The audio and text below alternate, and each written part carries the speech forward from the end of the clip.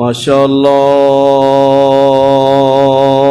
لا حول ولا قوة الا باللہ العلی العظیم.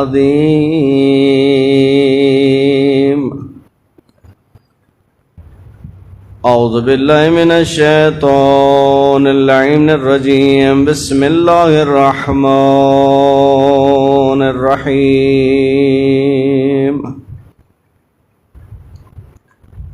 الحمد للہ رب العالمین باری الخلائق اجمعین. ثم الصلاة والسلام على سيدنا ونبينا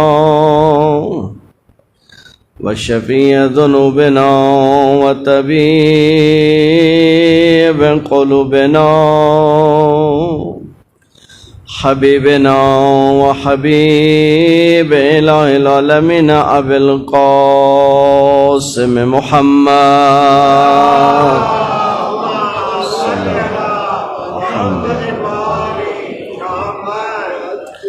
وعلى آل بيت الطيبين الطاهرين المعصومين المنتجبين المنتخبين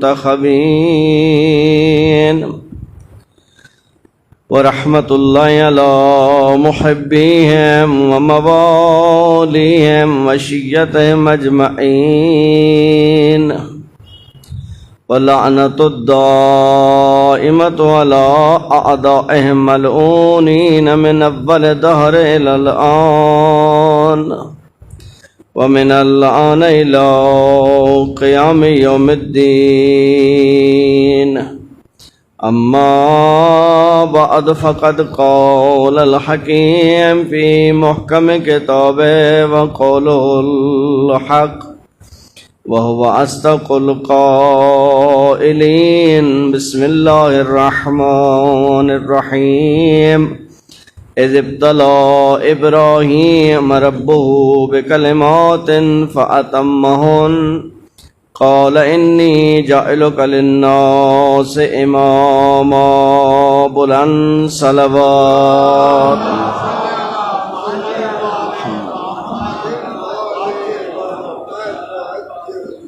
خداوند کریم آپ کی ان دعا اور عبادات کو اپنی بارگاہ میں قبول فرمائے. جو پریشان المومن کی پریشانیوں کو دور فرمائے.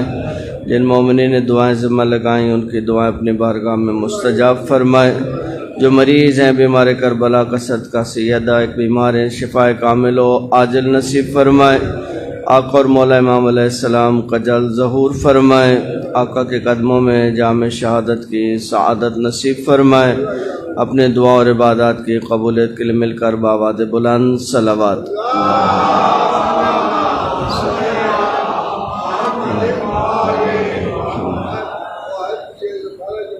محترم و معزز سامعین، مسئلہ امامت جس کے بارے میں مسلسل یہ عرض کر رہا ہوں کہ مسئلہ امامت، نظریہ امامت ہمیں قرآن سے ملا، عقل اس کی تصدیق کرتی ہے، روایات میں بہت زیادہ اس کا تذکرہ ہے. کوئی بھی عقل سلیم رکھنے والا انسان اس بات سے انکار نہیں کر سکتا کہ انسان کو ہر لحظہ زندگی کے ہر موڑ پر ایک ہادی، ایک رہنما کی ضرورت ہے. حتیٰ کہ روایات میں یہاں تک ذکر ہے کہ اگر اس دنیا میں صرف 2 لوگ رہ جائیں، دنیا میں صرف 2 لوگ، ساری دنیا ختم ہو جائے اور اس قرۂ ارض پر فقط 2 آدمی بچ جائیں، ان میں ایک امام ہوگا اور ایک ماموم ہوگا. نہیں، امامت کا مسئلہ اتنی اہمیت رکھتا ہے کہ اگر روئے زمین پر فقط 2 لوگ بچیں گے تو ان میں ایک امام ہوگا اور ایک ان کا ماموم ہوگا. مسئلہ امامت سے انکار نہیں کیا جا سکتا ہے۔ لوگ ہمارے ائمہ کا کیا مقابلہ کرتے، کسی کے بس میں نہیں آئے، بہت کوشش کی اپنے طور پہ جو بھی وہ کر سکتے تھے، لیکن ہمیشہ ان کو منہ کی کھانی پڑتی تھی۔ ہمارے ائمہ کے شاگرد، یعنی جس مکتب کے شاگرد، اب بہلول ظاہری طور پر کیا تھا، اس کو لوگ مجنون سمجھتے تھے، ایک یعنی عقل سے آ رہی، حالانکہ وہ ایسا نہیں تھا۔ اب یہ تو حالات کی ستم ظریفی ہے کہ جو آل بیت علیہ السلام کے بہت زیادہ قریب تھے، اب حکومتیں، اس وقت کے لوگ، اس وقت کے رؤساء جو ان کے ساتھ رویے رکھتے تھے، اب 3 لوگ ہیں جن کی جان کو خطرہ ہے۔ اب امام کی خدمت میں آتے ہیں کہ مولا ہم کیا کریں، کیا کریں، ہمارا وظیفہ کیا ہے۔ اب حالات کا اتنا سخت پہرا ہے کہ امام کھل کے ان سے بات نہیں کر سکتے۔ اب امام کو ان کو کچھ کہنا بھی ہے اور کچھ نہیں بھی کہنا ہے۔ ایسا کہنا ہے کہ دشمن کو سمجھ نہ آئے، لیکن جو سننے والا ہے وہ اپنا وظیفہ معین کر لے۔ امام نے ان کے لیے ایک لفظ استعمال کیا، کہا جیم، اور امام خاموش ہو گئے۔ اب ہر امام کے سپاہی نے ایک مطلب لیا اس سے۔ ایک نے سمجھا کہ جیم کا مطلب ہے جبل، پہاڑ، تو وہ جا کے پہاڑوں میں گوشہ نشین ہو گئے اپنی جان بچانے کے لیے۔ بہلول نے امام کے اس جملے سے سمجھا جنون، کہ اپنے اوپر جنون طاری کر لیں، ہر آدمی سمجھے گا مجنون ہے، چھوڑ دو اس کو، مجنون کو تو کوئی نہیں کچھ کہتا، مجنون سے تو ویسے لوگ ڈرتے ہیں، جنون۔ اب یہ رہتے تھے جنون کی کیفیت میں، ہر آدمی نے ایسے سمجھتا تھا پاگل آدمی، چھوڑو بھائی اس سے کیا لینا دینا۔ لیکن اس ظاہری جنون میں رہ کر جو کام بہلول کر گئے، یعنی امام کا شاگرد جو ظاہری طور پر جنون کی کیفیت میں ہے، اس کے ساتھ تمہارے امام مقابلہ نہ کر سکے تو تم اپنے اماموں کو ہمارے اماموں کے ساتھ ملاتے ہو۔ امام کا صحابی جنون کی کیفیت میں مسجد کے باہر سے گزر رہا، اندر اہل سنت کے ایک امام ابو حنیفہ بیٹھ کے لوگوں کو درس دے رہے ہیں۔ دوران درس کہا کہ مجھے امام جعفر صادق علیہ السلام کی صلی اللہ بعض باتوں سے اتفاق نہیں ہو سکتا، مثلاً کہ وہ یہ کہتے ہیں کہ شیطان کو جہنم میں جلایا جائے گا۔ شیطان تو خود آگ سے بنا ہے، جو خود آگ سے بنا ہے اس کو اب آگ کے اوپر آگ ڈال دے تو آگ کو کیا پتہ چلتا ہے؟ آپ آگ کو بھڑکا دیں، آگ پہ آگ کر دیں تو آگ کو کیا فرق پڑے گا، آگ تو آگ ہے۔ کہا شیطان تو خود آگ سے بنا ہے تو اس کو جہنم میں ڈالیں گے تو کیا فرق کیا پڑے گا اس کو۔ یہ امام فرماتے ہیں مجھے یہ بات سمجھ نہیں آتی ہے، اور وہ یہ کہتے ہیں کہ اللہ ہے تو صحیح لیکن نظر نہیں آتا۔ کہ یہ کیسے ہو سکتا ہے کہ ایک چیز وجود رکھتی ہو اور وہ نظر نہ آئے؟ دوسرا یہ کہ انسان اپنے افعال میں خود مختار ہے، ایسا نہیں ہے، وہ ان کا قول ہے، ایسا نہیں ہے، انسان سے تو جو اللہ کرواتا ہے وہ ہوتا ہے۔ اب بہلول کھڑا سن رہا ہے باہر، وہاں سے ایک مٹی کا ڈھیلا جو پکا ہوا تھا کچی اینٹ سمجھ لیں، اٹھائی اور پٹخا اس کے ماتھے پہ اور وہاں سے بھاگ گیا۔ اب ان کو درد شروع ہوا یا زخمی ہوا، وہ آئے کس کے پاس؟ حاکم کے پاس۔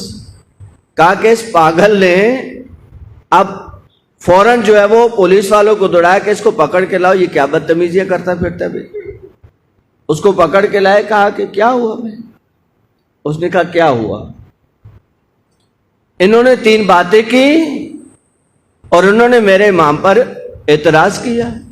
اب ان سے پوچھیں کہ سب سے پہلے یہ بتائیں کہ میں نے ان کو مارا کیا؟ انہوں نے کہا جی مٹی کا ڈھیلا ہے۔ کہا تم بھی مٹی سے بنے ہو، مٹی پہ مٹی لگی تو کیا فرق پڑا؟ تم کہتے ہو شیطان کو آگ میں ڈالا جائے گا تو آگ کو کیسے جلائے گی؟ مٹی کا ڈھیلا تمہیں لگا تو تمہیں کہاں فرق پڑا؟ کیوں فرق پڑا تمہیں؟ دوسرا تم نے کہا کہ اللہ ہے لیکن وہ نظر نہیں آتا، تو درد دکھا دو۔ درد کہاں پہ ہے؟ ذرا درد دکھائیے ہمیں۔ درد کہاں پہ؟ وہ جگہ، درد کی جگہ بتا سکتے، درد تو نہیں دکھا سکتے۔ درد محسوس ہونے کی چیز ہے، نظر آنے کی چیز۔ میرے دانت میں سخت درد ہو رہا ہے، وہ درد ہو رہا ہے، احساس ہو سکتا ہے درد کا۔ سر میں درد ہو رہا ہے، اب کسی لیبارٹری میں لے جائیں، آج بہت دنیا ٹیکنالوجی آگے چلی گئی، کہیں کہ اس کا ایکس رے لیں اور درد بتائیں کہ درد کہاں پہ، درد دکھائیں ان کو۔ وہ درد دکھا نہیں سکتے ہیں، اس کو لوکیٹ کر سکتے ہیں، بتا سکتے ہیں کہ ہاں بھی اس ایریے میں درد ہو رہا ہے۔ کہا کہ ان کو کہیں درد ہے نا، درد وجود رکھتا ہے تو درد دکھا دیجیے ہمیں۔ تیسرا ان کا کہنا تھا کہ جو کراتا ہے اللہ کراتا ہے، تو مجھ سے تو اللہ نے کرایا، میں نے مارا۔ ان کا اپنا قول ہے۔ جس امام کے شاگرد کے ساتھ تمہارے امام مقابلہ نہ کر سکے، ائمہ کی بات کرتے ہیں۔ دیکھیں امیر المومنین 2 دعویٰ کرتے تھے، 2 دعویٰ۔ مولا فرماتے تھے میں اول وقت میں نماز پڑھتا ہوں۔ دوسرا مولا فرماتے تھے جو مجھ سے پوچھنا پوچھو۔ اگر امیر المومنین کی عصمت پہ کوئی واقعہ، کوئی آیت، کوئی روایت نہ ہوتی تو مولا کا یہ اکیلا جملہ کافی تھا ثابت کرنے کے لیے کہ ایک انسان کیسے کہہ سکتا ہے سلونی سلونی قبل ان تفقدونی، جو مجھ سے پوچھنا ہے مجھ سے پوچھو۔ یہ کون کہہ سکتا ہے؟ جو پوچھنا ہے، جو سوال کرنا کرو مجھ سے۔ یہ 2 دعوے مولا کے وہ تھے جو دشمن کو بہت کھلتے تھے۔ جو دوسرا دعویٰ تھا کہ جو پوچھنا ہے، یہ تو کئی بار آزما چکے، کئی بار آئے، سوال کیے اور واپس چلے گئے۔ کہ یہ والا جو مسئلہ ہے کہ علی کو ہم یہاں پہ سوالوں میں کہیں پھنسا لیں، یہ تو نہیں ہو سکتا ہے۔ لیکن یہ جو علی کہتا ہے میں اول وقت میں نماز پڑھتا ہوں، کچھ ایسا کرتے ہیں کہ کوئی لمبا سا سوال بناتے ہیں۔ سوال جتنا لمبا ہوگا جواب بھی اتنا لمبا ہوگا۔ اتنا لمبا کہ اول وقت کا کیا مطلب ہوتا ہے؟ اول وقت گھنٹہ تو نہیں ہوتا، اول وقت ہے۔ اول وقت کے تھوڑی دیر کے بعد فضیلت کا وقت شروع۔ اول وقت یعنی جب آذان ہوئی، آذان بھی اگر اول وقت میں ہو، ہماری اذانیں خصوصاً ظہر کی اول وقت پہ نہیں ہوتی ہے، مغرب کے اول وقت میں ہوتی ہے، صبح کی تقریباً اول وقت پہ ہوتی ہے۔ اول وقت یعنی جب نماز کا وقت شروع ہوتا ہے، اس کے بعد آہستہ آہستہ پھر وقت فضیلت میں آ جاتا ہے، پھر فضیلت کا وقت ختم ہوتا ہے، پھر کامن وقت شروع ہوتا ہے۔ اہل بیت نے نہ کامن وقت میں نماز پڑھنے کا کہا، نہ فضیلت کے وقت میں نماز پڑھنے کا کہا کہ اول وقت میں نماز پڑھو۔ کیوں کہا اول وقت میں نماز پڑھو؟ اللہ کو فرق پڑتا ہے، میں گھنٹے بعد سجدہ کروں تو اسی اللہ کو سجدہ کروں گا، میں آخر وقت میں نماز پڑھوں تو بھی اسی اللہ کو سجدہ کروں گا۔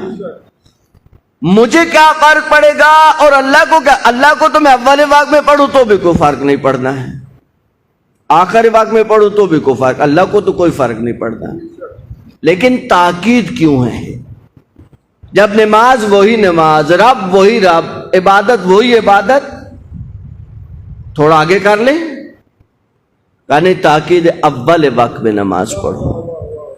کیوں؟ دیکھیں آداب جو ہیں، آداب، یہ مسئلہ آداب کا. ہم بیٹھے کھانا کھا رہے ہیں، بچے سے کہا بیٹا پانی لے آؤ. ادب کا تقاضا کیا کہ فوری جا کے پانی لے آئیں. اب وہ موبائل پہ گیم کھیل رہے ہیں، بیٹا پانی لے. اچھا مولانا بھی لاتا ہوں. وہ 5 منٹ گزر گئے، نوالا ہمارا دوبارہ اٹک گیا. بیٹا آپ کو پانی کہتا. اچھا مولانا لاتا ہوں. تیسری دفعہ کہا. اب وہ اٹھ کے چلے. آپ اس کو کیا کہیں گے؟ بہت باادب بچہ ہے. اس نے ادب کا خیال نہیں کیا. جو ہی کہا اس کو فوراً جانا چاہیے تھا. معصوم فرماتے ہیں جو ہی اللہ پکارے کٹ ہوشتیاں نہیں کرو، آ رہو اللہ، ابھی کوئی دیر تھوڑی ہو رہی ہے، تھوڑی دیر بعد آ جاؤں گا، تیری نماز تو پڑھنی ہے. وہ جس طرح وہ ادب بچے نے خیال نہیں کیا. اول وقت میں نماز نہ پڑھنے کا مطلب ہے کہ آداب کا لحاظ نہیں ہو رہا. معصوم فرماتے ہیں اللہ کا ادب کرنا سیکھو، اللہ کا ادب کرنا سیکھو. ہاں الا بعلت، خود روایت میں ہے جہاں پہ معصوم نے بہت زیادہ تاکید کی اور بہت زیادہ سمجھایا، وہاں پہ ایک جملہ روایت میں ہے ہاں اگر کوئی عذر ہو آپ کے پاس، مثلا ڈاکٹر نے نرس کو آ کے دوائی دی، کہا کہ یہ دوائی مریض کو کھلانی ہے اور اس دوائی کو کھلانے پہ آدھا گھنٹہ لگے گا، پہلے یہ کھلاؤ، تھوڑی دیر کے بعد یہ کھلاؤ، وقفہ بھی نہیں آ سکتا اس میں. اب اول وقت شروع ہو گیا. معصوم فرماتے ہیں یہاں تمہیں اجازت ہے. چھوٹا بچہ رو رہا ہے، ماں کہتی ہے اذان ہو گئی، بیٹا تم تھوڑا رو لو، تھوڑا اور رو لو، میں بعد میں کھانا بنا دوں گی تمہیں. نہیں کہا اس کو پہلے کھانا بنا کے دو. جس معصوم نے تاکید کی اسی معصوم نے رعایت بھی دی اور بتایا کہ اگر کوئی ایسا عذر ہو جس کو کہتے عذر موجہ، یعنی ایسا عذر جس کی کوئی عذر مانا جائے، یہ نہیں کہ بس اب ڈرامہ چل رہا ہے وہ تھوڑا پورا ہو جائے پھر دیکھ لیں گے، نماز پڑھنی ہے تو اس کو بعد میں دیکھا جا سکتا ہے، یہ عذر نہیں ہے. یہ جو دعویٰ تھا مولا کا یہ دشمن کو بہت کھلتا تھا کہ یہ علی کہتے ہیں ہمیں کچھ ایسا کرنا ہے کہ علی کم از کم ایک دفعہ تو ہم کہیں کہ یا علی آپ نے فلان دن تو اول وقت میں نماز نہیں پڑھی تھی. اب بیٹھے شیطان اکٹھے ہوئے. بعض علماء کہتے ہیں کہ اس نشست میں صدر محفل خود شیطان تھا جو مشورہ دے رہا تھا کہ کیا کرنا ہے. کا بہت سوچ وچار کے بعد انہوں نے سوال بنایا کہ دنیا میں کتنے حیوانات ہیں. کچھ حیوانات ہیں جو انڈے دیتے ہیں، کچھ حیوانات ہیں جو بچے دیتے ہیں. کہ علی سے جا کے پوچھیں گے. اگر علی نے جواب نہیں دیا تو کہیں گے وہ سلونی کا دعویٰ کہاں گیا، اور اگر علی سوالوں کے جواب دیتے رہے تو اول وقت تو نکل جائے گا. پھر ہم کہیں گے اس دن آپ نے کب اول وقت میں نماز پڑھی تھی؟ کہتے یہ جو اذان ہوئی مولا گھر سے نکلے یہ شیطان آ کے سامنے کھڑے ہو گئے. کہا کہ علی یہ بتائیں کہ دنیا میں کتنے حیوان ہیں جو انڈے دیتے ہیں، کتنے ہیں جو بچے دیتے ہیں؟ مولا نے کہا یہ کوئی سوال ہے؟ جن کے کان باہر ہوتے ہیں وہ بچے دیتے ہیں، جن کے کان اندر ہوتے ہیں وہ انڈے دیتے ہیں. اور مولا کہا کہ مسجد چلے آئے. اب یہ حیران پریشان کہ یہ کیا ہوا، یہ تو ساری بات خراب ہو گئی. اب مولا نماز پڑھ رہے، یہ باہر کھڑے سوچ رہے ہیں. جو ہی مولا نماز پڑھ کے واپس پلٹے کہ علی آپ نے جواب تو دیا لیکن رسول کی ایک حدیث کا لحاظ نہیں کیا آپ نے. کہ وہ کیا حدیث ہے جو تمہیں یاد اور علی کو یاد نہیں ہے؟ کہ اللہ کے رسول نے کہا جب تم سے کوئی بات پوچھی جائے تو ذرا غور کیا کرو، فکر کیا کرو، سوچ سمجھ کے جواب دیا کرو. ہم نے ادھر سوال کیا، آپ نے جھٹ سے جواب دیا. علی نے کہا بتا تیرے ہاتھ کی انگلیاں کتنی ہیں؟ کہا 5. کہا سوچا نہیں، غور نہیں کیا تو نے، فوراً جواب دیا. کہا علی اس کے بارے میں بھی کچھ سوچنا پڑتا ہے، یہ تو ہر وقت میرے ہاتھ سامنے رہتا ہے اور یہ انگلیاں میرے ہر وقت سامنے ہوتی ہیں، تو کیا اس کے بارے میں میں سوچ کے جواب دوں گا؟ کہ نادان، جیسے تیرا ہاتھ تیرے سامنے رہتا ہے، کائنات یوں علی کے سامنے رہتی ہے۔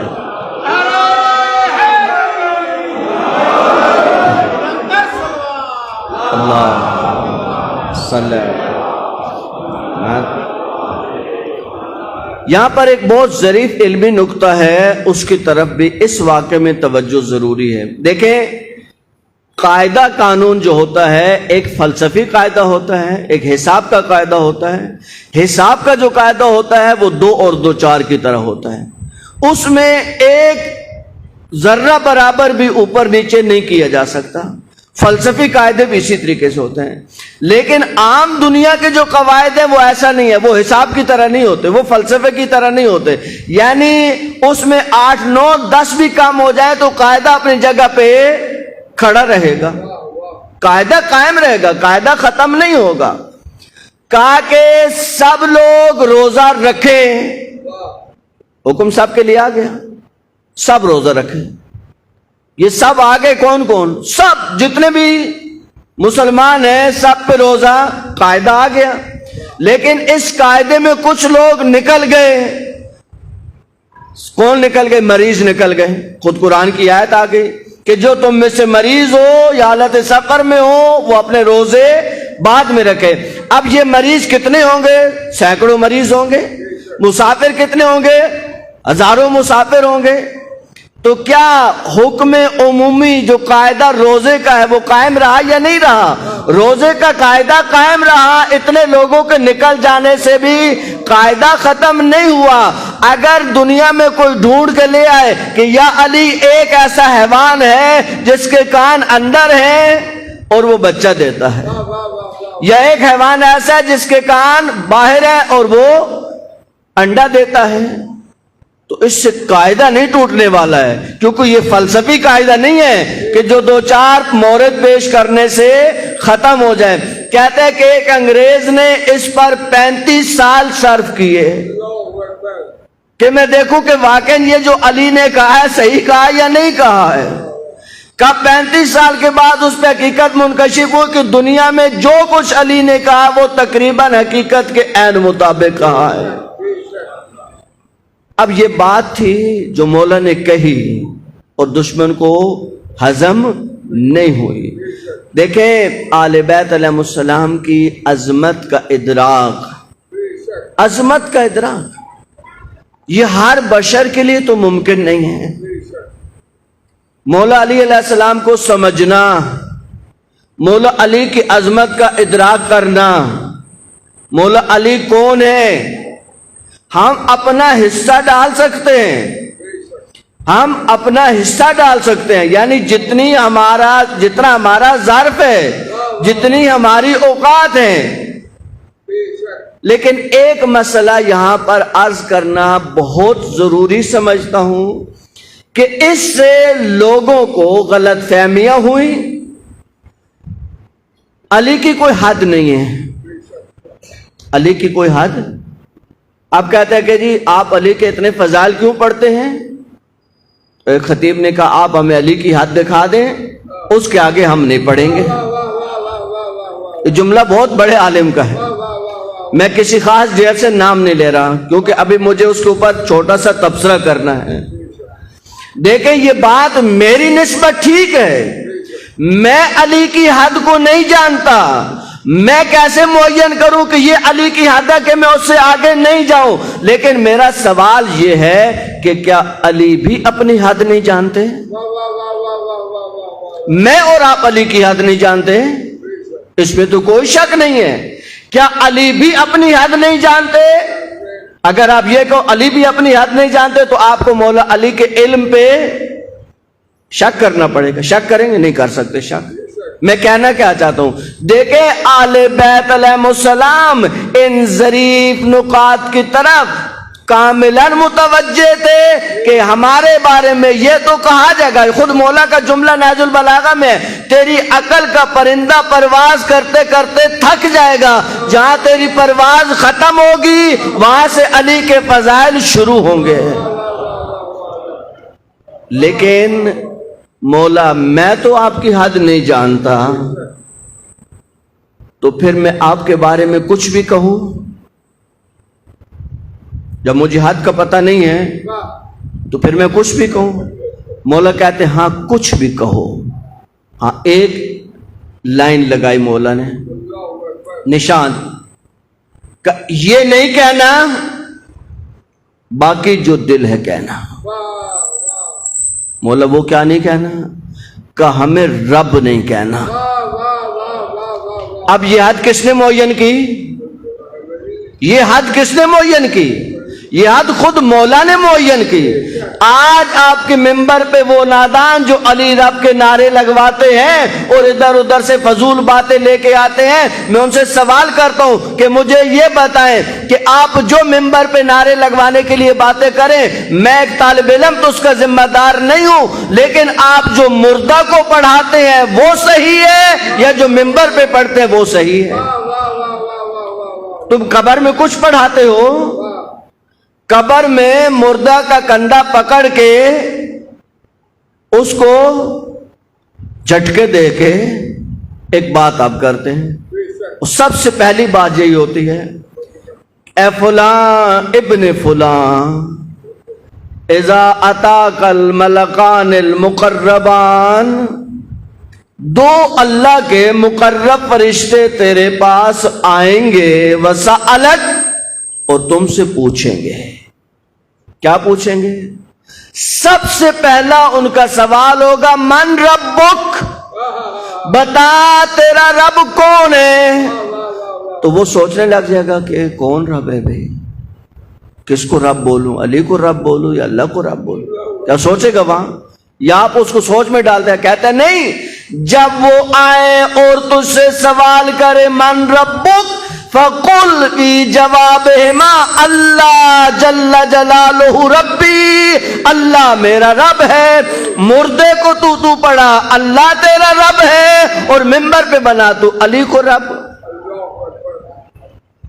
جو تو ممبر پہ پڑھ رہا ہے وہ تیرا عقیدہ ہے، اور تلقین جو پڑھائی جا رہی ہے یہ معصوم کا بتایا ہوا عقیدہ ہے۔ ہم تو معصوم کا عقیدہ پڑھیں گے، اسی کو مانیں گے۔ وقتی طور پہ تمہیں شہرت بھی مل جائے گی، تمہاری جیبیں بھی بھری جائیں گی، تمہیں دعوتیں بھی مل جائیں گی، لیکن بات یاد رکھ، کل علی کو تو کیا منہ دکھائے گا اس کا جواب چاہیے ہمیں۔ تو کیا سمجھتا ہے؟ تو علی کو کیا سمجھتا ہے؟ دیکھیں میں طالب علم ہوں، مثلا ہمارے علمی درجے ہوتے ہیں نا، ثقۃ الاسلام، حجت الاسلام، پھر یہ حجت الاسلام کا ہم لقب نہیں ہے، ہمارے یہاں جو سب سے زیادہ لقب خراب ہوا وہ علامہ ہوا۔ علامہ ہماری ہسٹری میں اگر گزرے ہیں تو علامہ مجلسی گزرے ہیں یا علامہ ہلی گزرے ہیں، لیکن اب تو اس لفظ کے ساتھ تو اتنا کچھ ہو چکا کہ اب اس کے اوپر کیا بولیں گے ہم۔ لیکن بھارت علمی جو القاب ہیں ان کا درجہ تو ہوتا ہے۔ اب ہم طالب علم ہیں، میں مثلا ثقۃ الاسلام بھی نہیں ہوں، لیکن اگر کوئی مجھے حجت الاسلام کہتا ہے تو اچھا لگتا ہے، بھی مجھے لوگ حجت الاسلام کہتے ہیں، کیونکہ ہم ناقص لوگ ہیں۔ اگر ہمیں کوئی کمال کی طرف نسبت دیتا ہے تو ہمیں اچھا لگتا ہے، کیونکہ ناقص کو کمال اچھا لگتا ہے، لیکن اللہ نے علی کے لیے کوئی کمال باقی نہیں چھوڑا کہ تم علی کو اس کمال سے اوپر لے جاؤ کہ پھر علی کو اچھا لگے۔ علی کے لیے کوئی کمال تھا جو اللہ کو علی کو کمال دینا تھا، یعنی اس کا مطلب یہ ہے کہ تو معاذ اللہ اللہ سے یہ کہہ رہا ہے کہ اے اللہ یہ کمال تو علی میں پایا جاتا تھا لیکن تو نے علی کو نہیں دیا۔ کیا کہنا چاہتے ہو تم؟ کچھ اللہ سے کہنا چاہتے ہو یا کچھ علی مولا سے کہنا چاہتے ہو؟ اپنی عقلوں کا ماتم کرو، پہلے عقائد کو پڑھو، کہ جاؤ کتابیں پڑھو، قرآن پڑھو، قرآن کو سمجھو، اہل بیت کا مزاج سمجھو۔ علی نے تو اس لیے جملہ کہا تھا کفالی عزن ان تکون لی ربا، مجھ علی کی عزت کے لیے اتنا کافی ہے کہ تو اس کا رب ہے۔ بھائی لوگ دنیا میں عزتیں ڈھونڈتے ہیں، عزت کی تلاش میں دنیا، فخر کرتے ہیں میں فلاں کا بیٹا ہوں، میرا باپ وزیر ہے، فلاں جو ہے وہ افسر میرا کزن ہے، فلاں ڈاکٹر صاحب میرے بھائی ہیں۔ علی فرماتے ہیں یہ فخر کی باتیں نہیں ہیں، اگر فخر کرنا ہے تو آؤ علی تمہیں بتاتا ہے فخر کیا ہوتا ہے، عزت کیا ہوتی ہے۔ عزت یہ ہے کہ تو میرا رب ہے، کفا بی فخرن ان اکون لک عبدا، اور مجھ علی کے فخر کے لیے کیا یہ کم ہے کہ میں تیرا بندہ ہوں؟ کیا بندگی سے بڑا بھی کوئی فخر ہے؟ بندگی اتنا بڑا فخر ہے، اتنا بڑا مرتبہ ہے کہ آپ نماز میں جب رسالت کا نام لیتے ہیں تو ان کے عبد ہونے کی گواہی پہلے دیتے ہیں، رسول ہونے کی گواہی بعد میں دیتے ہیں۔ اشہد ان محمدن عبدہ ورسولہ، عبد بہت بڑا مقام ہے۔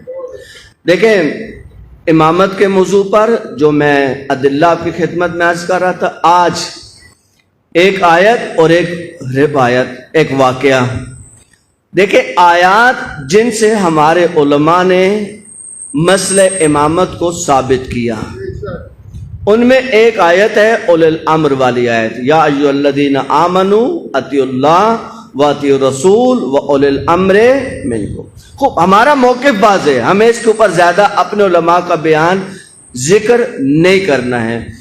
ہم چلتے ہیں اپنے مقابل کے علماء کی طرف کہ بالآخر انہوں نے اس آیت کے ذیل میں لکھا کیا ہے۔ اولی الامر کے آیت میں ان علماء نے تفسیر کیا کی ہے، ہمارے مطلب کی تفسیر ہے، ہمارے مطلب کی بات ہے یا نہ؟ فخر الدین رازی نے اس آیت کے ذیل میں لکھا کہ اطاعت دو قسم کی ہوتی ہے، ایک اطاعت ہے اطاعت مطلقہ، ایک اطاعت ہے اطاعت مقیدہ۔ اب کیونکہ یہ دونوں عربی کے لفظ ہیں، مطلق اور مقید، اگر آپ توضیح المسائل میں پانی کی اقسام پڑھیں تو پانی کی ایک قسم ہے آب مطلق، خالص پانی جس میں کچھ ملا ہوا نہ ہو۔ اطاعت مطلق خالص اطاعت، ایسی اطاعت جس میں اور کوئی قید نہ لگی ہوئی ہو۔ اطاعت مقیدہ جس میں کوئی قید لگائی گئی ہو، مقیدہ سے خود واضح ہے جس میں کوئی قید لگائی گئی ہو۔ وہ کہتے ہیں اللہ کی اطاعت مطلقہ ہے، یعنی اللہ کی کس میں اطاعت کرنی ہے اور کس میں نہیں کرنی، یہ تو کوئی مسلمان نہیں سوچتا ہے کہ اس مسئلے میں اللہ کی اطاعت کروں اس میں نہیں کروں، نہ، اللہ کی تو ہر چیز میں اطاعت ضروری ہے، رسول کی اطاعت ہر چیز میں ضروری ہے۔ ما آتاکم الرسول فخذوہ وما نہاکم عنہ فانتہوا، جو رسول تمہیں دے وہ لے لو اور جس سے رسول تمہیں روکے رک جاؤ۔ من یطع الرسول فقد اطاع اللہ، جس نے رسول کی اطاعت کی اس نے اللہ کی اطاعت کی۔ یہ عجیب آیت ہے، اللہ نے یہ نہیں کہا جس نے میری اطاعت کی اس نے رسول کی اطاعت کی۔ اللہ نے جو راستہ بتایا کہ تمہیں میرے تک آنا ہے تو میرے رسول کے ساتھ آنا ہے، راستہ رسول کا راستہ ہے۔ علامہ لکن فرماتے ہیں اللہ نے یہ کیوں کہا کہ جس نے رسول کی اطاعت کی اس نے میری اطاعت کی؟ کہا اس لیے کہ اللہ نے پیمانہ بنا دیا کہ رسول کو دیکھو جو رسول کر رہا ہے، واللہ ہر کو کہتا ہے میں نے اللہ کی اطاعت کر لی، ہر کوئی اپنے پیمانے بناتا، تو اللہ نے ان پیمانوں کو روکنے کے لیے درمیان میں رسول کو رکھا۔ یہ عجیب ہے کہ اللہ نے اپنے تک پہنچنے کے لیے واسطہ رسول کو قرار دیا۔ من یطع الرسول فقد اطاع اللہ، جو رسول کی اطاعت کرے وہ اللہ کی اطاعت کرے گا۔ اللہ کے رسول فرماتے ہیں من احب علیا فقد احبنی، جو مجھ سے نہیں کہا کہ جو مجھ سے محبت کرے گا وہ علی سے محبت کرے گا، کہ من احب علیا فقد احبنی، جو علی سے محبت کرے گا وہ مجھ سے محبت کرے گا۔ یعنی اگر میری محبت تک پہنچنا ہے تو راستہ علی کا ہے۔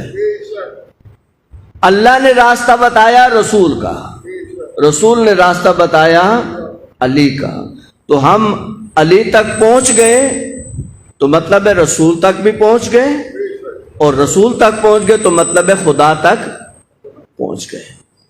یہاں پر ایک جملہ کہوں کہ جو علی کو نہیں مانتا نہ وہ خدا کو مانتا ہے نہ وہ رسول کو مانتا ہے۔ اس میں کوئی کسی کو شک ہے تو وہ بیٹھے پھر ہمارے ساتھ بات کرے۔ دیکھیں ہم یہ نہیں کہہ رہے کہ علی کو نہیں مانتا، کوئی مسلمان نہیں ہوگا جو کہے کہ میں علی کو نہیں مانتا، کہتے ہم سب مانتے۔ کیا مانتے ہیں آپ؟ ہم جب کہتے ہیں علی کو ماننا یعنی معصوم ماننا۔ اگر آپ علی کو معصوم نہیں مانیں گے تو نہ آپ اپنے عقیدہ نبوت بچا سکتے ہیں نہ اپنے عقیدہ توحید بچا سکتے ہیں۔ یہ بہت بڑا دعویٰ ہے جو ایک طالب علم آپ کے سامنے کر رہا ہے۔ یہ دعویٰ نہیں ہے، یہ دلیل کے ساتھ بات ہے۔ دلیل کیا اس کی؟ اگر اللہ کے وجود میں تو اختلاف نہیں ہے مسلمانوں کو، لیکن اللہ کی صفات میں جو اختلاف ہے وہ حل کون کرے گا؟ رسول چلے گئے، رسول چلے گئے، آگے مولا علی۔ اگر آپ ان کو معصوم نہیں مانتے تو بتائیں کہ ذات پروردگار کے بارے میں جو مسلمانوں میں اختلاف ہوا، اب اختلاف تو حل تب ہی ہوگا کہ کوئی ایسی ذات بیچ میں آ جائے کہ جس کی بات درجہ عصمت رکھتی ہو۔ درجہ عصمت یعنی معصوم کی بات، معصوم کی بات عصمت کے درجے پہ ہوتی ہے، معصوم کی بات عصمت کے مالک ہوتی ہے۔ ان کی بات پر تو اطمینان آئے گا۔ رسول کے بارے میں کیا مسلمانوں میں اختلاف نہیں ہے؟ رسول کے وجود میں اختلاف نہیں ہے کہ رسول ہیں یا نہیں، ہاں رسول تو ہیں۔ اچھا یہ معصوم کب ہوتے ہیں؟ معصوم کب ہوتے ہیں؟ یہ بحث ہے مسلمانوں میں، ہمارے یہ بحث نہیں، ہمارے اب ایک ہی عقیدہ ہے کہ دنیا میں معصوم آتے ہیں، معصوم پیدا ہوتے ہیں اور معصوم ہی دنیا سے چلے جاتے ہیں۔ ہمیں مسئلہ نہیں ہے، مسئلہ آپ کا ہے۔ آپ کے یہاں کہتے ہیں کہ جی بالغ ہونے تک تو معصوم نہیں ہوتے، بالغ ہونے کے بعد معصوم ہو جاتے ہیں، ایک قول۔ دوسرا قول نہیں، بالغ ہونے کے بعد بھی معصوم نہیں ہوتے، جب تک رسالت پہ فائز نہیں ہوتے اس وقت تک معصوم نہیں ہوتے، لیکن جو رسالت پہ فائز ہو جاتے ہیں تو پھر معصوم ہو جاتے ہیں۔ بعض کہتے ہیں نہیں، رسالت پہ فائز ہونے وقت بھی معصوم نہیں ہوتے، جب وحی نازل ہوتی ہے تو معصوم ہوتے ہیں۔ بعض کہتے ہیں نہیں، وحی لینے میں معصوم ہونا ضروری نہیں ہے، وحی پہنچانے میں معصوم ہونا ضروری ہے۔ یہ سارے باطل نظریات ہیں جن کا ہمارے علماء نے ایک ایک کر کے جواب دیا ہے کہ اگر وحی لیتے ہوئے معصوم ہونا ضروری نہیں ہے تو اس کا مطلب ہے کہ غلط لیا صحیح لیا، آپ کیسے مانیں گے اس بات کو؟ آپ کیسے مانیں گے اس بات کو؟ معصوم کا مطلب ہے جو لینے میں بھی غلطی نہ کرے، جو دینے میں بھی غلطی نہ کرے، وہ معصوم ہوئے ہوگا۔ اچھا باقی ٹائموں میں اگر معصوم نہیں ہے تو آپ کیسے مانیں گے کہ یہ معصوم ہے؟ لہذا اس کا ہر حال میں معصوم ہونا انہیں ولادت سے انہیں شہادت تک، شہادت تک ان کا معصوم ہونا ہمارا مسلم عقیدہ ہے۔ اس میں ہے مسلمانوں کا اختلاف۔ اب بتائیں کہ اگر آپ پیغمبر کے بعد کسی کو معصوم نہیں مانتے تو ان اختلافات کو حل کون کرے گا؟ لیکن ہماری ہسٹری میں علماء ہیں، مراجع ہیں جن میں اختلاف ہوا۔ سید مرتضیٰ اور شیخ مفید استاد شاگرد ہیں، نہ استاد چھوٹا ہے نہ شاگرد چھوٹا ہے۔ سید مرتضیٰ علم الہدا، سید رضی کے بڑے بھائی، سید رضی جنہوں نے نہج البلاغہ جمع کی، سید مرتضیٰ ان کے بھائی تھے، شاگرد تھے کس کے؟ شیخ مفید کے۔ ان دو بزرگوار ہستیوں میں اختلاف ہو گیا۔ کس پر اختلاف ہو؟ ایک مسئلہ فقہی پر۔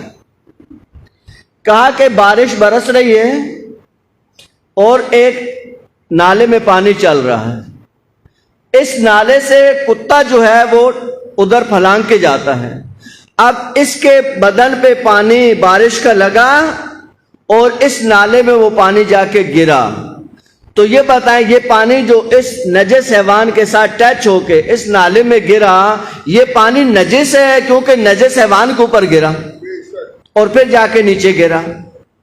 سید مرتضیٰ کہتے تھے کہ بارش کا پانی جاری ہوتا ہے اور جاری پانی ٹچ ہونے کے بعد بھی نجس نہیں ہوتا، وہ کیونکہ جاری رہتا ہے، لہذا یہ پانی پاک ہوگا۔ شیخ مفید کہتے تھے کہ جب جسم پہ لگا تو اس کا سلسلہ ٹوٹا، پھر آگے دوسرا پانی جا رہا ہے، ایک قطرے قطرے بارش آتے ہیں۔ اب نہ استاد کی بات غیر وزنی ہے نہ شاگرد کی بات میں کوئی کم وزن ہے، دونوں کی باتوں میں اپنا وزن موجود ہے، لیکن فیصلہ کون کرے؟ اب ان سے بڑا تو کوئی ہے نہیں، نہ سید رضی سے کوئی بڑا اس وقت عالم تھا، نہ سید شیخ مفید سے کوئی بڑا عالم تھا۔ دونوں نے کہا چلتے ہیں اپنے آقا کے پاس۔ دیکھیں ہم نے بھی مولا علی کو مانا، انہوں نے کیا مانا مولا علی کو، کیا منزل ہے ماننے کے۔ کہا چلتے ہیں مولا کے پاس، جواب لے کے آتے ہیں۔ مولا تو دنیا میں نہیں ہے، کیا جواب لے کے، کہاں سے جواب لاؤ گے؟ کہا نہیں ملے گا جواب۔ کہا دونوں آئے، نماز توسل پڑھی اور مولا سے حاجت طلب کی۔ کہا کہ مولا آپ ہماری اس مسئلے میں رہنمائی فرمائیں۔ کہتے ہیں کہ روضہ مقدس سے آواز آئی، الحق مع ولدی والشیخ معتمدی، حق تو میرے بیٹے کے ساتھ ہے، یعنی جو سید مرتضیٰ کہہ رہا ہے اس کا مسئلہ صحیح ہے، لیکن جو شیخ ہے وہ ہمارا قابل اعتماد ہے، قابل بھروسہ ہے، یعنی لاج ان کی بھی رکھی اور جواب مل گیا۔ تو جواب تو چاہیے ہوتا ہے جب اختلاف ہو جائے اور اوپر کوئی بڑا نہ ہو۔ جب اللہ کے بارے میں اختلاف کرو گے، رسول کے بارے میں اختلاف کرو گے، تو بتاؤ سوائے علی کو معصوم ماننے کے تمہارے پاس چارہ کیا ہے؟ پھر علی بتائیں گے کہ خدا کے بارے میں یہ جو عقیدہ کیا ہے یہ تو باطل عقیدہ ہے، رسول کے بارے میں یہ جو سوچا یہ تو باطل سوچا ہے۔ ہم عقیدہ عصمت کے یا امامت کے جو قائل ہیں، یہ تمام وہ مشکلات ہیں جو سامنے ہیں، اس لیے اللہ نے اس عصمت کے سلسلے کو، امامت کے سلسلے کو قائم کیا۔ پھر حضرت ابراہیم کی دعا کا مطلب بھی بتا دیجئے۔ ہم نے دعا تو شروع دن میں ذکر کی کہ حضرت ابراہیم نے جو اللہ سے دعا مانگی تو وہ دعا پوری ہوئی یا نہیں ہوئی؟ وہ دعا پوری ہوئی۔ حضرت ابراہیم نے بڑی قربانی دی اللہ کی بارگاہ میں، بڑی قربانی۔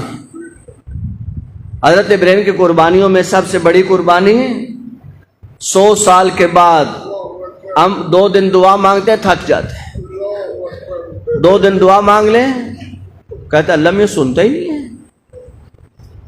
حضرت ابراہیم نے عزیزو کتنے سال دعا مانگی ہے؟ دیکھیں ان لطیف نکات کی طرف ایمان کو تقویت ملتی ہے، حوصلے بڑھتے ہیں، عقیدے درست ہوتے ہیں، ہمتیں جوان ہوتی ہیں۔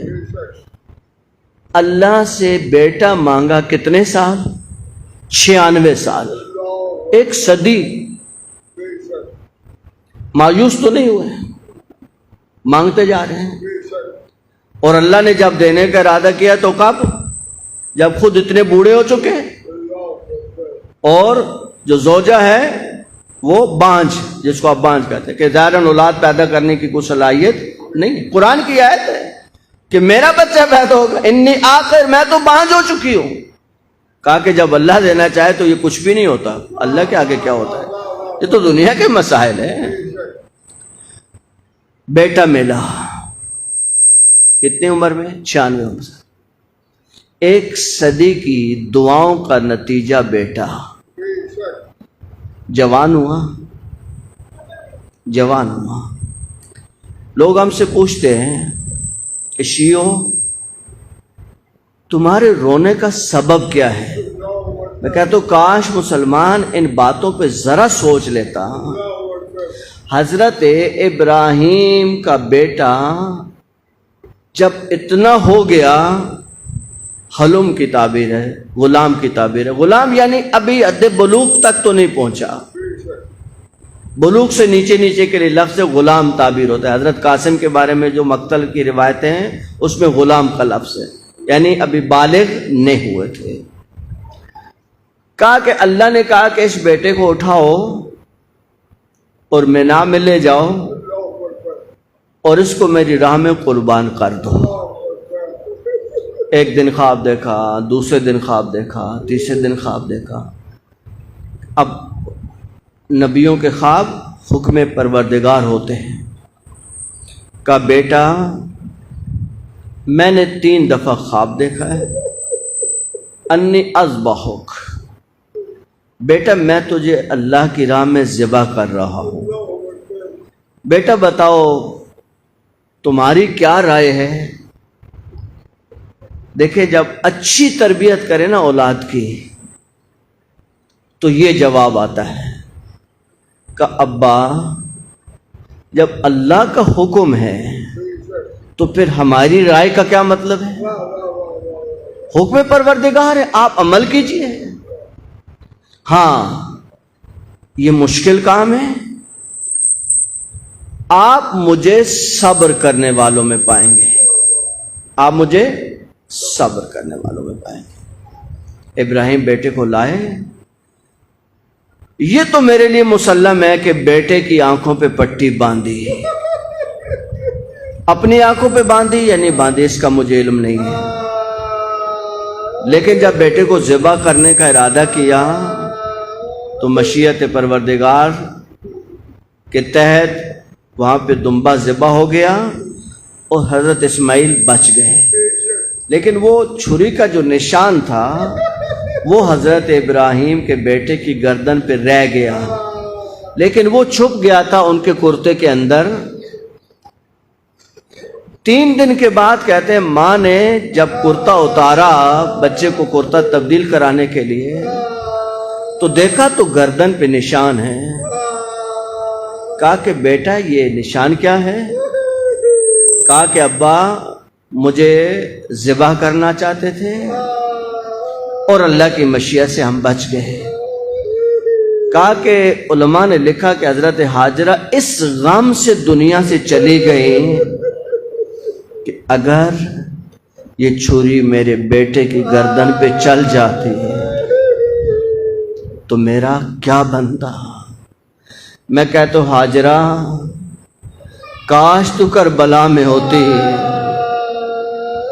کاش تو ان ماؤں کو دیکھتی۔ کربلا میں ایک ماں تھی جس کا 6 ماہ کا بچہ ذبح ہو گیا تھا اور جس کی 3 سال کی بیٹی شام کے زندانوں میں اس کے ساتھ رہی۔ عزیزو علماء کہتے ہیں کہ اگر آپ بی بی زینب کی عظمت کا تذکرہ کریں تو بنتا ہے تذکرہ، زہرا کی بیٹی ہے، علی کی بیٹی ہے، لیکن عزیزو جو امتحان ہیں ان میں کہیں پر بھی آپ کو علی کی بہویں پیچھے نظر نہیں آئیں گے۔ جو امتحان جس طرح زینب بی بی نے دیے، جن مشکلات سے بی بی گزرتی گئیں، ان میں ساتھ ساتھ رباب تو چل رہی تھی۔ بی بی رباب کا جہاد کربلا کے میدان میں کم نہیں ہے، بہت بڑی عظمت کی مالک بی بی ہیں۔ حضرت ابراہیم کا جب بیٹا ذبح نہیں ہوا، اللہ سے عرض کی کہ اللہ اگر میرا بیٹا ذبح ہوتا تو مجھے ثواب کتنا ملتا۔ اللہ یہ تو حیوان ذبح ہوا تو نے اس کو میری پوری امت کے لیے، پوری نسلوں کے لیے، قیامت تک کے لیے قربانی کا ثواب مجھے دے دیا۔ اگر بیٹا ذبح ہوتا تو پھر اللہ مجھے کتنا ثواب ملتا۔ کہتے ہیں کہ اللہ کا حکم ہوا جبرائیل آپ ابراہیم کو اٹھائیں اور میدان کربلا میں لے کے آئیں۔ کربلا کی زمین تو موجود تھی، کربلا کی زمین پہ ابراہیم کو لایا گیا۔ کہا ابراہیم آپ کے دل میں یہی خلش ہے نا کہ آپ کا بیٹا ذبح نہیں ہوا۔ کہا ابراہیم یہاں آپ کے کتنے بیٹے ذبح ہو جائیں گے، آپ کا بیٹا بھی ذبح ہوگا جو آپ کی نسل امامت میں سے ہے۔ جب گودی قتل گاہ میں ابراہیم کو لائے اور دکھایا گیا کہ یہ وہ جگہ ہے جہاں حسین کو شہید کیا جائے گا، کہتے عزیزو ابراہیم اتنا روئے کہ ابراہیم پہ غشی طاری ہو گئی۔ جب ابراہیم کو افاقہ ہوا، اللہ نے کہا جبرائیل جا کے ابراہیم کو میرا پیغام دے دو۔ اے ابراہیم جو تمہارے دل میں وہ آرزو تھی کہ اگر میرا بیٹا ذبح ہوتا تو مجھے کتنا ثواب ملتا۔ ابراہیم یہ جو حسین پہ گریہ کیا ہے یہ اس کا سارا وہ ثواب جو تم چاہتے تھے، عزیز و حسین پہ رونے کا بڑا ثواب ہے۔ اور مل کر چند غربت کے جملے، السلام علیک یا ابا عبداللہ وعلى الأرواح التي حلت بفنائك عليك مني سلام الله أبدا ما بقي الليل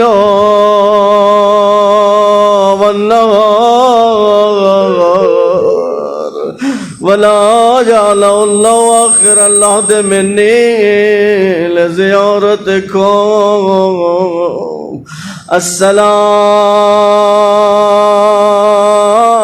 السلام على الحسين وعلى علي ابن الحسين وعلى أولاد الحسين وعلى أصحاب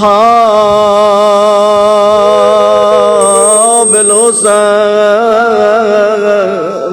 اے عزیزوں، سید ابن طاؤس نے اپنی کتاب لہوب میں لکھا کہ جس زندان میں اہل بیت کو رکھا گیا تھا اس کی چھت نہیں تھی، رات کو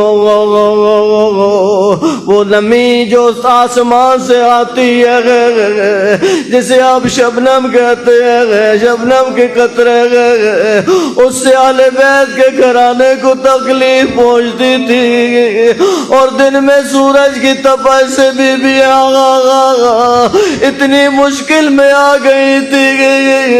سید کہتے بیویوں کے چہرے کے رنگ تبدیل ہو گئے تھے۔ اس مشکل میں گری زہرا کی بیٹیاں، شام کا زندان ہے، آخر اس ملعون کو اللہ کے رسول نے خواب میں حکم دیا، ملعون کب تک میری اولاد کو تکلیف میں رکھے گا۔ عزیزوں، اس نے امام سجاد کو بلایا، رات کا وقت ہے، آقا سجاد کو بلا کے بھیجا۔ بی بی زینب کہتے ہیں بیٹا سجاد میں آپ کو تنہا نہیں جانے دوں گی، اس ملعون پہ مجھے کوئی اعتبار نہیں رہا۔ امام فرماتے نہیں پھوپھی اماں، میں علم امامت سے جانتا ہوں میری جان کو خطرہ نہیں ہے، ابھی بھی آپ آرام کریں میں جاتا ہوں۔ آقا تشریف لائے گئے، یہ ملعون کھڑا ہوا، آقا کو تخت کے اوپر بیٹھنے کے لیے اشارہ کیا۔ آقا فرماتے ملعون تجھے شرم نہیں آتی، مجھے کہاں بیٹھنے کے لیے کہہ رہا ہے، جس تشت کلتا میرے بابا کا سر رکھا تھا۔ اے ملعون تجھے شرم آنی چاہیے۔ آقا فرماتے ملعون بتا مجھے کیوں بلایا؟ کہ میں آپ کو آزاد کرنا چاہتا ہوں۔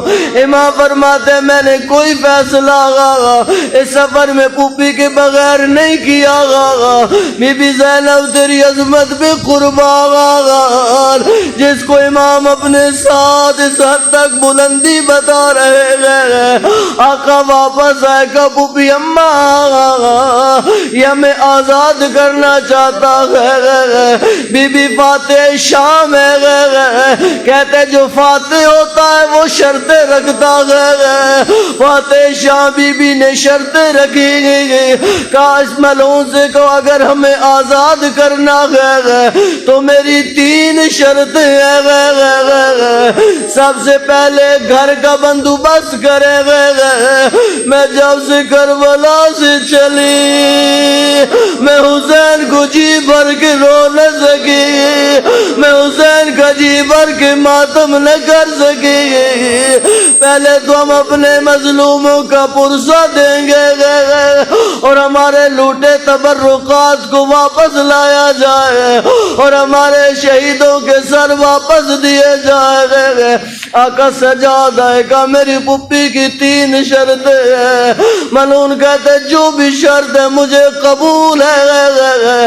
عزیزوں بیویوں کو گھر میں منتقل کیا گیا، شام کی عورتوں کو پتہ چلا، پرسہ دینے کے لیے وہ بھی پہنچی۔ عزیزوں علماء کہتے ہیں تبرکات کا جب سلسلہ شروع ہوا سب سے پہلے جو آیا وہ مولا عباس کا علم آیا۔ بی بی کہتے بیٹا سجاد اس کو اسی گھر پہ لگا دیں گے، میں علم کے سائے میں ماتم کروں گی۔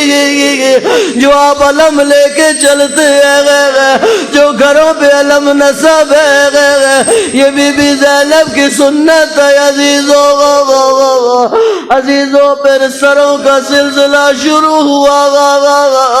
پہلے ایک سر آیا، رباب اپنی جگہ سے کھڑی ہوئی، ایک ننھا سا سر ہے رباب نے سینے سے لگایا، اور میرا بیٹا اصغر، اور میرا مظلوم اصغر، اجرکم اللہ، اجرکم اللہ۔ پھر ایک سر لایا گیا تو اپنی جگہ سے فروا کھڑی ہوئی، اور میرے حسن کی نشانی بیٹا، اور میرا قاسم بیٹا۔ پھر علی اکبر کا سر لایا گیا، بی بی لیلا نے بڑھ کر استقبال کیا۔ پھر ایک ایسا سر آیا ہر بی بی کی زبان پہ ایک جملہ، واہ جابا واہ جابا واہ جابا، وہ مولا عباس کا سر ہے۔ عزیزوں پھر ایک سر آیا، ساری بیبیاں کھڑی ہو گئی، واہ غربتا واہ مصیبتا واہ محمدا واہ علیہ واہ حسنا